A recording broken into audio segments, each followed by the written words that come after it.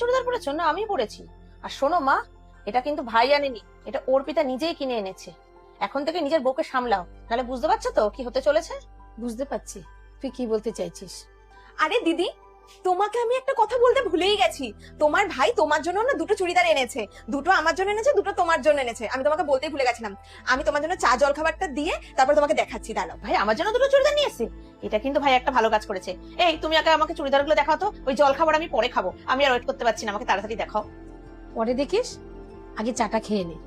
অর্পিতা যাও চাটা করে নিয়ে আসো। আচ্ছা ঠিক আছে।